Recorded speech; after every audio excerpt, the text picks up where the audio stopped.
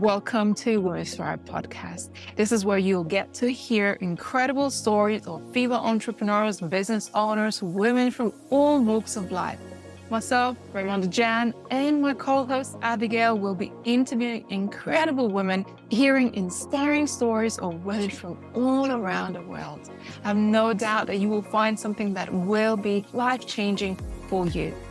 Make sure you hit that subscribe button and join us for our future episodes. Hey everyone, and welcome to another episode of Women Thrive podcast. My name is Abigail Rebecca. I am so excited today, first of all, to host this podcast because it's always a very, very inspirational and interesting conversation. And secondly, to just introduce you to who I truly believe is a very, very special woman. I remember very clearly meeting her a couple of months ago and we immediately hit it off. And I'm so excited that she's coming onto our podcast today. So I want to introduce you to Gabrielle, and we're going to be talking about really unapologetically showing up as your true, authentic self and really leaning into that happiness, as opposed to maybe as so often that we do as women, trying to please everyone else, trying to make sure that everybody else is okay and trying to prove our worth to everyone else instead of actually stepping into our true authentic self and really following that bliss in our true power and our authenticity. So Gabrielle Hayes is the founder of Sequence Partners.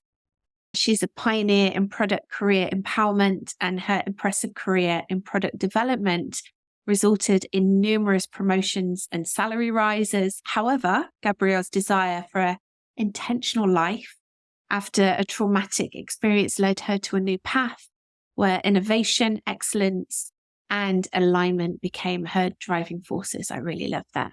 Today, she guides others to align their careers with their true aspirations, fostering career confidence and personal fulfillment. And Gabrielle exemplifies, I can't say that word. Let me say that again. We'll keep this in. Who cares? I'm being my authentic self. I can't say amplifies. Gabrielle exemplifies. You'll have to tell me how to say that, Gabrielle. Intentionally, growth and the pursuit of one's true calling, serving as an inspiration for those seeking career alignment with their core values. Gabrielle, welcome to our podcast today. Hi, Abby. I'm so happy to be here with you. I love it when I read someone's bio and sometimes I can't say those words. And I've noticed that, just as a side note, I've noticed that about myself. Sometimes I get really tongue-tied over my words. And I remember when I was younger, I used to be really, really embarrassed about it and try and hide it. And now I'm like, no, I just can't pronounce that word. And that's absolutely fine. And I'm living with it. And this is about being our authentic selves, right? And being unapologetic for who we are. Yeah, I love that. And that just means you do much better off script and you're authentically already showing up. So I love it. Well, I did it on purpose, obviously, just to prove the point of the podcast. Gabrielle, it's so lovely to have you here. Please, can you just explain a little bit more about who you are and what you do, and really your story as well as to why you create this beautiful work within the world? Yeah, certainly. So I think for most of my life, I would consider myself a juggler of many things. I'm a mom, I'm a wife, I'm a friend, I'm a multi-business owner, and all of that means I have to show up in many different ways. And for the longest time, I thought I had to show up 100% in each and every one of them in order to be good at any of them. And it killed me. I mean, it just took everything out of me. And so I had a very traumatic life experience about 5 years ago that kept me hidden away from my life and my family and my loved ones. And it was that breaking point for me where it said, either I have to make changes and I have to show up the way I want to show up, because showing up for everybody else didn't bring me happiness the way I thought it was supposed to. or I can keep hiding and I can keep being what society says I should be, but I'm going to be miserable in the entire process. And I just wasn't okay with that being my only option. So I started breaking status quo little by little until that kind of became my norm.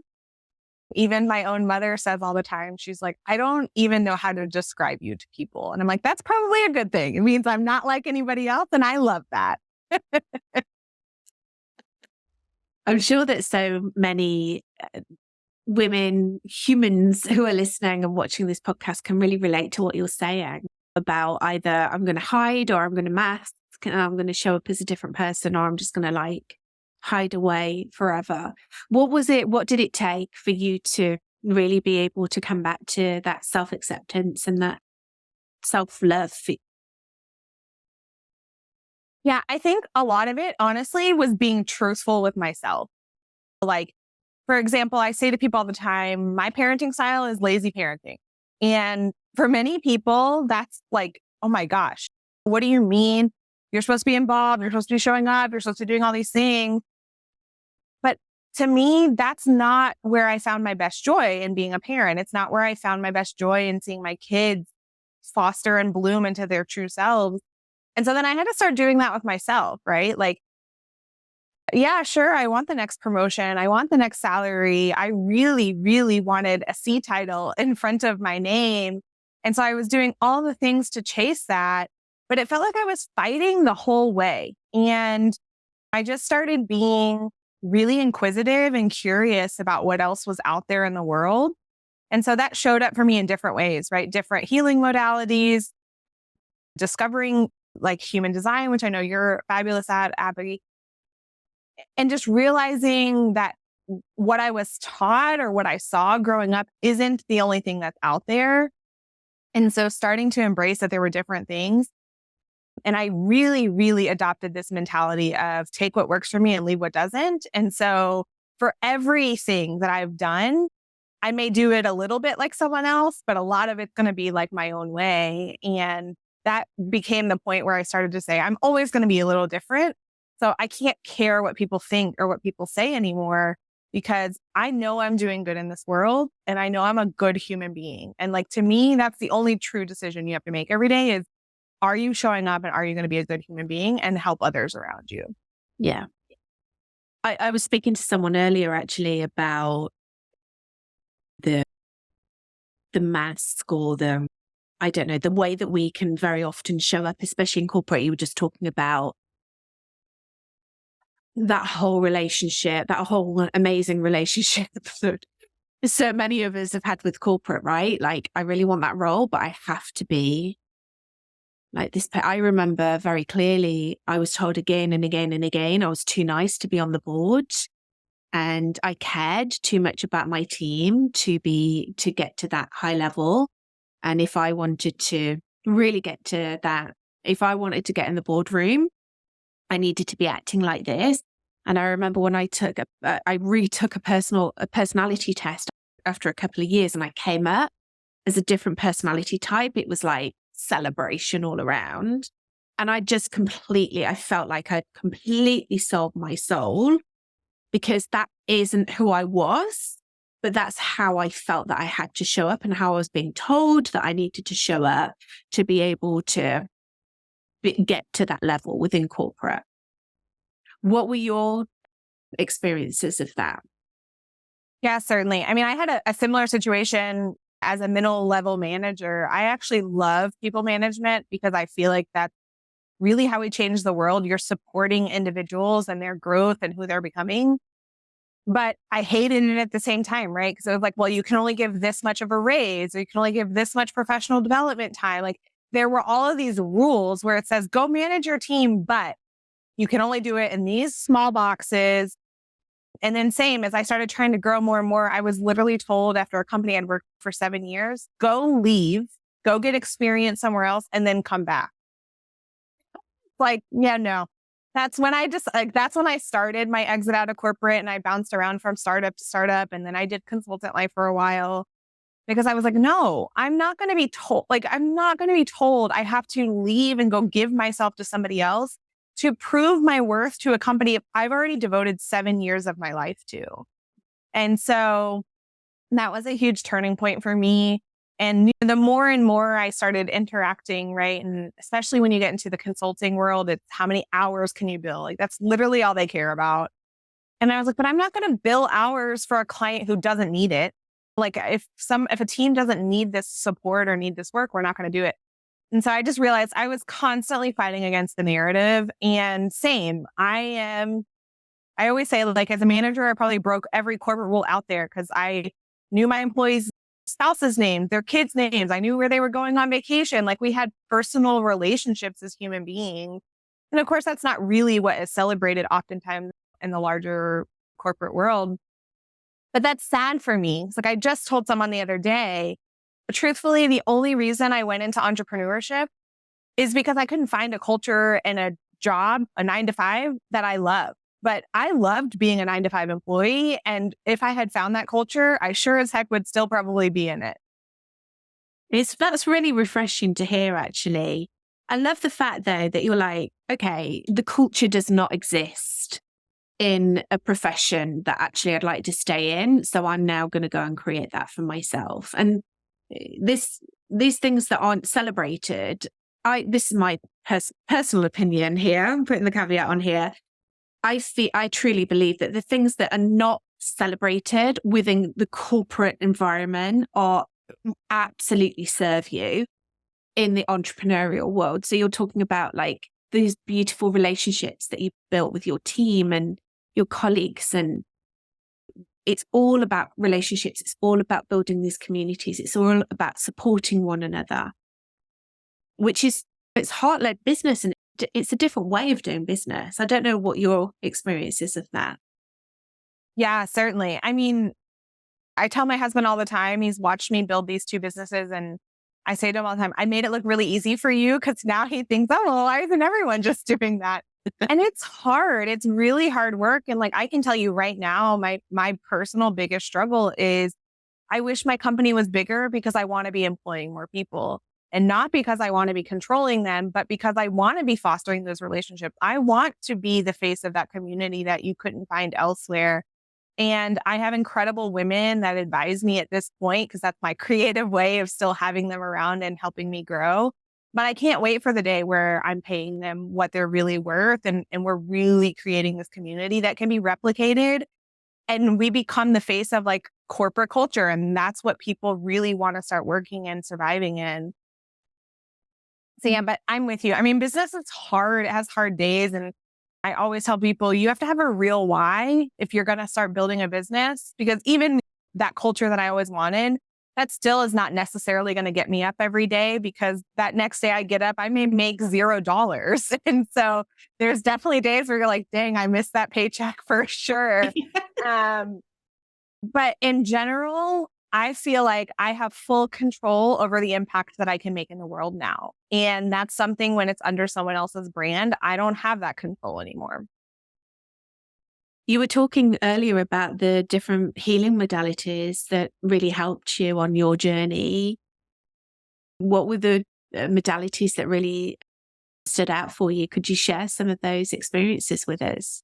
Yeah, of course. So first thing, I started with behavioral cognitive therapy. And I think in America, for sure, if something's wrong with you, we just say, go to therapy. And we don't kind of talk about what the body holds, right? It's just all this kind of mental thing. It's a mental health issue. And I learned a ton in going to therapy, in the sense of having more control over my emotions and how I saw situations. Like I realized I had a choice and how I perceived situations and environments that happened. And that was huge for me. But then it got to a certain point where that wasn't carrying me anymore. I wanted more. I wanted to grow differently. So I found human design and really restructured my entire business based upon my human design type. Shout out to my reflectors, because there's not many of us out there. But also I started acupuncture and like really started learning about what my body physically held. It was the wildest thing, because I grew up in a healthcare family, right? So Western medicine was exactly what I was taught. You go to the doctor, you do what the doctor says, you don't question it. They're the expert. And then I started questioning it, and I started going, and I told her kind of about the trauma and things that were going on in my life. And I start getting acupuncture and I start getting these dark, dark spots on my body. Huge. I'm like baseball sized spots on my body. And I'm like, what did you do to me? Like, I cannot be running around with this whole body. And it was literally the places of your body where trauma releases itself. And I had so much coming to the surface that my skin color was changing. And I could tell when I was having super heightened stressful days or super just really exhausting days, they were darker and then they would go down and then they would come up. And so one of my favorite parts of that was when I started exploring other modalities, they asked me how I was as a person. They asked me what was going on in my life. Like they looked at me as a whole person, not just, oh, you're here because you broke your arm, so we're only going to look at your arm. Or you're here because you have diabetes, so we're only going to see an endocrinologist who only talks about your diabetes. And that was awakening to me, was that I am a whole human being. And everything that's going on in my life, work-wise, personal-wise, health-wise, all of it plays together. And so I started continuing with the acupuncture because I really loved that. And just continuing to explore manifestation is something I'm kind of exploring now that still feels a little woo-woo to me, but I'm working on it. And so I think for me, it's just being open to what I see out there and seeing that there are different ways of looking and approaching your life. I'm completely with you on the acupuncture. I love it so much. Like, I love my Chinese doctor so much. Shout out to Dr. Wu. He is incredible. And it's like you say, it's like the holistic view is everything. And like, I'm like, put me on the table, stick the needles wherever you want to stick them, and I am out. I'm like snoring on that table and it's so relaxing. Yeah, especially if you get the ear points. That's like my one rule with my acupuncture. So I'm like, we're never skipping the ears. You can treat wherever else you want, but that's what puts me to sleep. And I need that good 45 minutes to an hour every other week. It's so important, isn't it? The self-care, the really, yes, okay, there needs to be a certain drive and a structure to when we're building our businesses out, but we also really need to remember to really have that time to refresh and replenish, especially for you as a reflector. And it's so cool that you're a human design reflector and that you have built your business around that. So cool. What did you do differently? I know that this isn't a podcast about human design, but this is where the conversation's going. This is really important though, because I think in general, there's a lot that I changed that women as a whole can take from them. So the very first thing I implemented when I started looking into my human design for my business and for me as a person was sabbaticals. And I take sabbaticals from my family to go work on my business. I was just telling Abby before we started recording, I'm heading to New York this week for a conference and I'm going to extend my trip. So I have time to just be with my business and really take a holistic look at it. Just like I want my healthcare providers to look at me as a whole human, I need to look at my business the same way and who I'm serving and how I'm helping them. So that was a big thing. And then the second thing was I wasn't intentional with my business when I first launched it. I was working as a full-time consultant. I was making incredible money and I was killing it with my clients. But I also knew what these companies were charging for me. So I was like, well, I could go do this myself. And that's exactly what I did. I launched this business and I basically just duplicated exactly what I was doing as a full-time consultant into my business. And I did that for a couple of years because it worked. It paid the bills. I was doing good work with my clients, but something was always missing for me. And it was that impact piece. And so I took about 6 months really going through my human design and also how did I want to show up in this world and completely transform my model to focus on people's careers. So that way I can help them build long-term success, not immediate success on a team. But it also removed a lot of that one-on-one component for me where I was in meetings 10 hours a day and just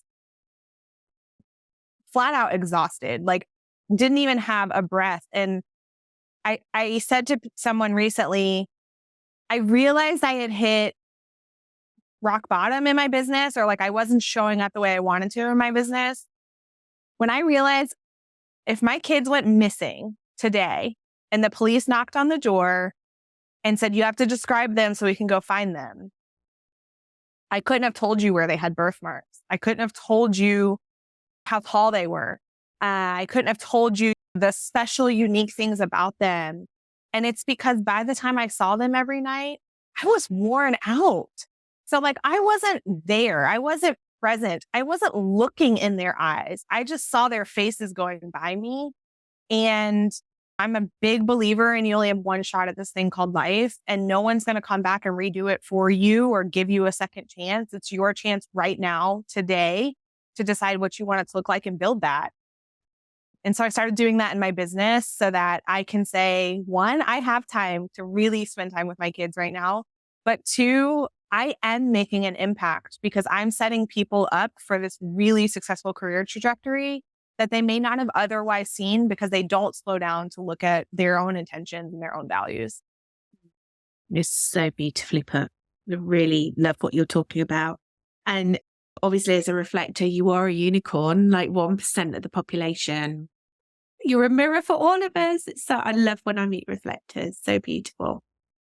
We were talking before we actually press record, and you were talking about fully embracing your Renaissance woman or Renaissance woman, depending on what side of the Atlantic you are. Can you talk a little bit into that? Yeah, certainly. This is a new term for me that I learned about in the last couple of months, actually, at a women's wealth conference that I went to. But, I always felt alone in this world in the sense of the amount of ideas I have. I want to build a business doing this, and I want to fix this problem, and I want to do these things, and I want to show up in this way. But there's only so many hours in a day. And you're kind of taught, right? You grow up, you get married, you have kids, you buy a house, you get a job, and you like just work on that thing. And that never felt fulfilling to me. I remember earlier on in my adulthood, people would say, I don't understand how you're doing all of this. You're commuting to work every day. You're raising kids. You're doing all these home improvement projects. You won't hire someone to clean the house because you want to be the only person who's doing it. And they're right. I was doing crazy amounts of stuff every day because all of those were a little bit of my passion. And so I decided once I kind of started learning more and more about this Renaissance woman, is like, I'm not going to put my specialty in a box anymore. And if I want to do home improvement projects for the next 6 weeks, because that's where my creative vibe is flowing, and I'm going to embrace that. And maybe that comes back later on in life or it leaves again. But I think a lot of it goes back to also like that inquisitiveness and just being willing to explore whatever feels fun and exciting and lights me up in this moment. It's just so great, right?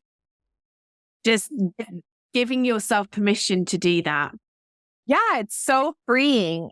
Because I also feel like maybe it's just the perfectionism in me, right? But I felt like anything that I wanted to dabble in, I needed to be an expert in it before I would talk about it. And that was very limiting because I'm like, again, you only have so many hours in the day. I can't be an expert in all of the things, but I can still allow myself to enjoy something and explore it, even if I don't have to stand up and give a TED talk about it. Yes. Yes, exactly. So let's just dabble in so many different things. Let's dabble in acupuncture and see what happens. Hey, that's what happens. My husband's always like, I don't know what you're going to come home with next, but sure, whatever. You're turning out to be a great person, so keep at it. Gabrielle, I'd love to hear about your values because I know that that's one of the things that you help your clients with. You help them with align their business with their values. What are your core values and why they're so important to you?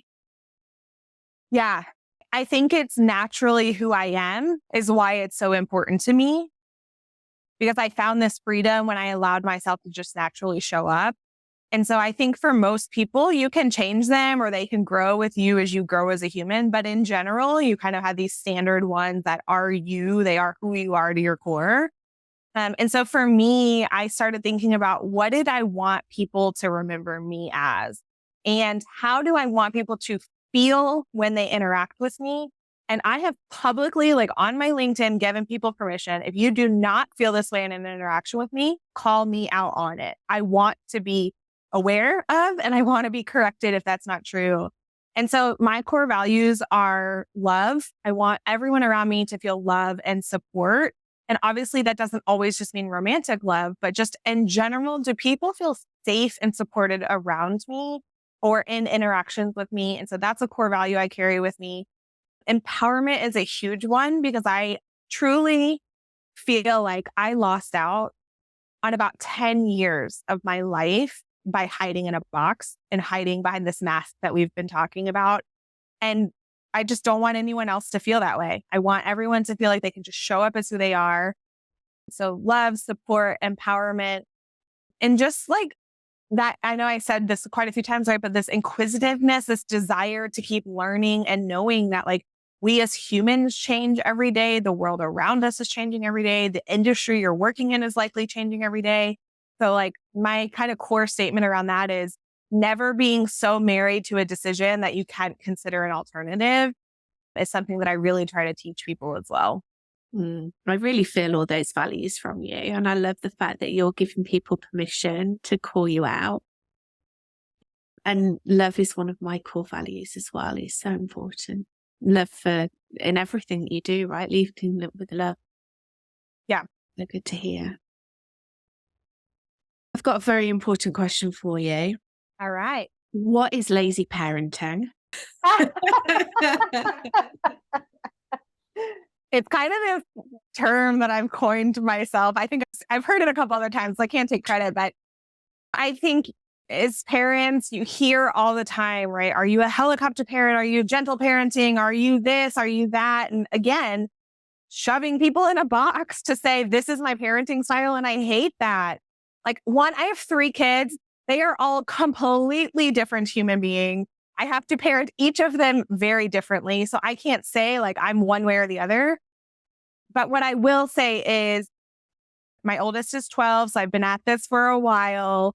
And the one core value when it comes to parenting for me is I only have them for a short period of time, but my responsibility as a parent is to raise successful human beings who are going to do good in this world and who can support themselves. So when I say lazy parenting, that means my 3-year-old knows how to brush her own teeth and get her own snacks. And like, I encourage their independence. And this year we made a transition to homeschool for that purpose, that I saw my oldest was really into entrepreneurship and building websites. And I'm like, I should be fostering that. I should be building that up for him. I have another one who, if she could cartwheel everywhere and never put her feet on the ground, that would be her dream and her ultimate desire. So like, flip away, baby girl, do your thing. And so to me, that's what lazy parenting is just not sheltering them so much that they can't become these independent human beings. I love that. Oh my goodness, I love that. Like you've decided to homeschool your children so that they can be authentically themselves every single day and do the things that they love. I love it. Yeah. And I'm telling y'all, this is coming from a woman who, 1, thought she was going to be a teacher growing up, but 2, I was one of those people, because I'm a reflector and I need so much alone time, I would count down, right, until school started. And I was the last mom it picked up in the evenings because I needed every minute to myself. But honestly, it's been just such an incredible journey because I'm getting to see them flourish in ways that I never got to witness before because they were always doing it with someone else. And also, just straight up, we have embraced such a slower paced life that there's no screaming in the mornings anymore, which like that was our every single day was screaming to get out the door. I love that. And you empowering them is really, it's supporting you as well. Because as a reflector, obviously environment's so important for you. So if you're happy, they're happy, you're happy, happy environments. I love it so much. Yeah. I mean, I do feel like in the last year, I've really been more and more serious about this intentionality and alignment journey. And I look around and of course there's things that I want to change and there's things that I want to manifest and there's things that I want different. But in general, I feel very stable and very supported in my environment. And I think anyone, no matter what your desires are in life, feeling this stable support around you and in the environment you're putting yourself in is really going to be a huge key to unlocking your own happiness. You keep flexing that manifesting muscle because you're doing it now. It's so good. So good. We're so excited to have you speak on the Women Thrive stage. What are you most looking forward to about your talk and the whole experience?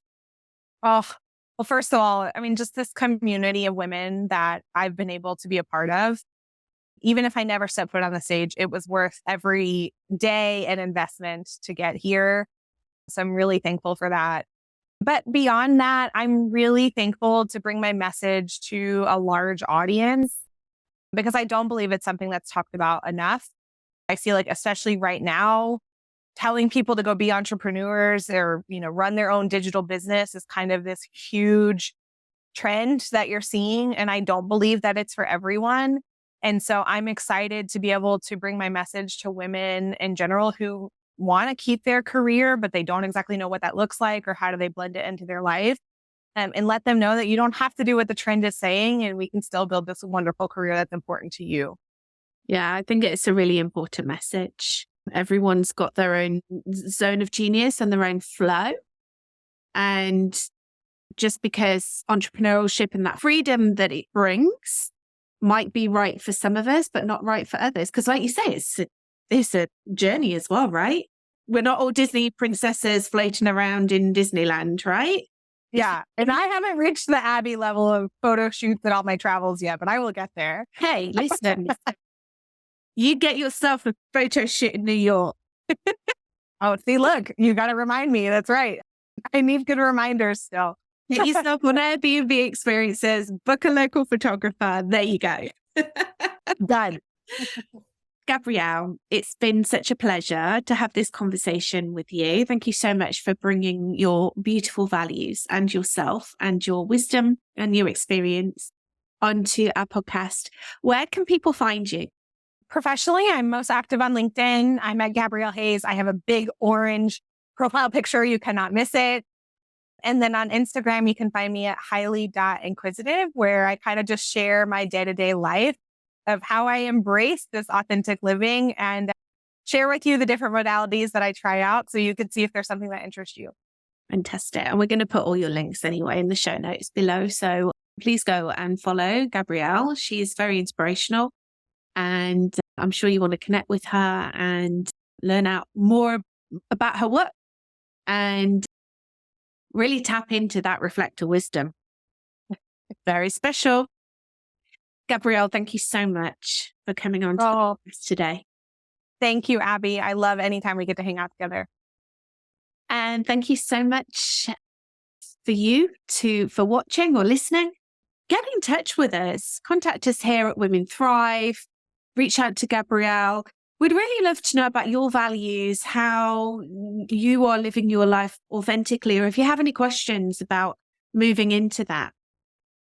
What does that look like for you? Really come along and share it with us. We love to carry on the conversation for Outreaching the podcast and also any acupuncture experiences or parenting styles. Send them our way. Thank you so much, everyone, for listening and watching, and we will see you soon. Thank you for tuning in to Women Thrive podcast. If you found today's episode empowering and inspiring, be sure to subscribe and follow us. Better yet, leave a review and share it with others. We're committed to bringing you more stories that will empower and inspire you on your own journey.